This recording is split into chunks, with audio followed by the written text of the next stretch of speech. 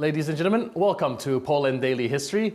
Today we are visiting the Polish Central Bank and the Center of Money, where they provide education on the history of various world currencies and the Polish złoty.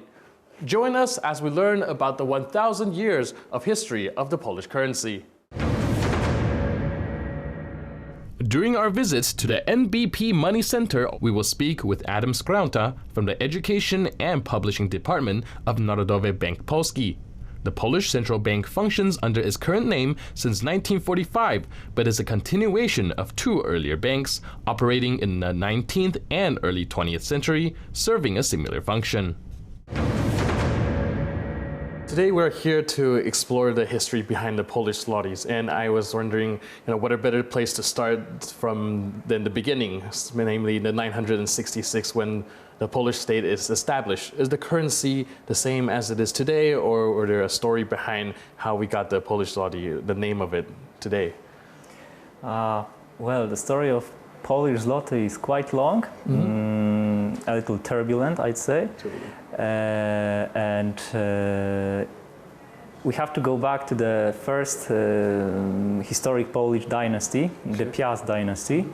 The first rulers decided to follow European patterns in a lot of aspects of the state, and one of them was the issue of currency, of money. Sure.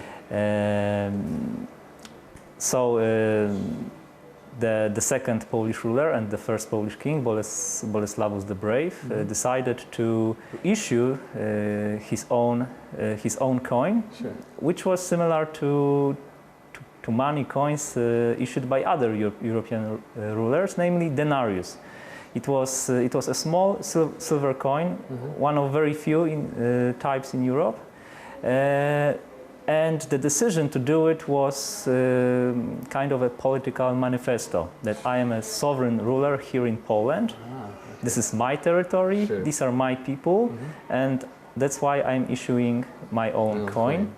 And also some writings on the coin are very symbolic too, because one of the most popular coin from this period is called Princess Polonie, which is the Prince of Poland. So I am here, and you have to respect me. Other rulers have to respect me.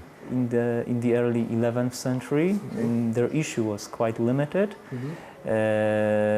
However, as time was passing by, people were becoming more and more accustomed to this new, very convenient form of settlement. Sure.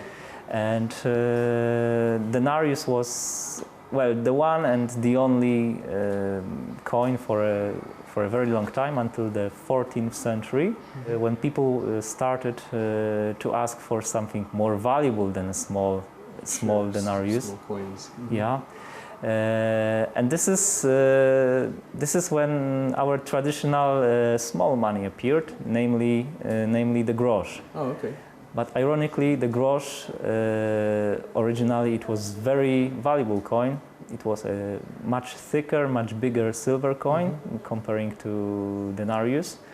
And people, especially merchants, really grew fond of them. And they, since then, they are deeply rooted in our economy. Until today, they are our small money, but it was a very long process when its value was dropping over time. I see. And the next important step, when the Middle Ages were at the end, and modern times, so the 16th century, so new era was on the horizon. Poland became a very powerful superpower, which was respected by its neighbors, and it was also becoming very rich. And because of this, demand for new, more valuable, more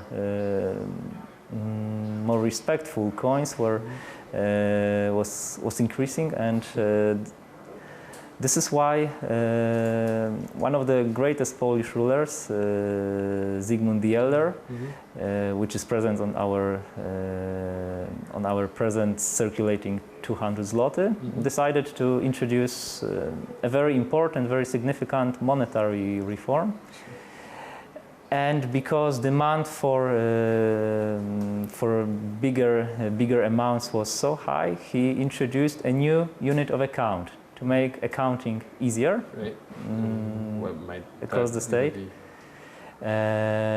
He decided to introduce Polish złoty. All right. So that's where the name came to be, like how it got to the point of the zloty. Yes, this name appeared a little earlier. It was a traditional reference to gold coins, Right. which merchants acquired from abroad. Like, for example, one of the most popular coins, ducatus. And in Poland, they were called złoty simply because they were made of gold. And they became so popular here that Zygmunt the Elder decided to name a unit of account Polish złoty. So originally there was no intention to make coin with this name. It came much later when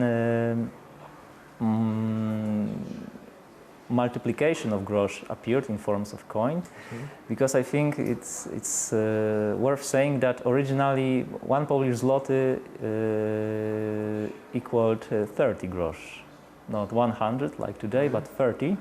The successors of Zygmunt the Elder introduced coins of this denomination. So finally, in the 17th century, the coin named tymf, which was after the name of one of the owner of Polish mint. He decided to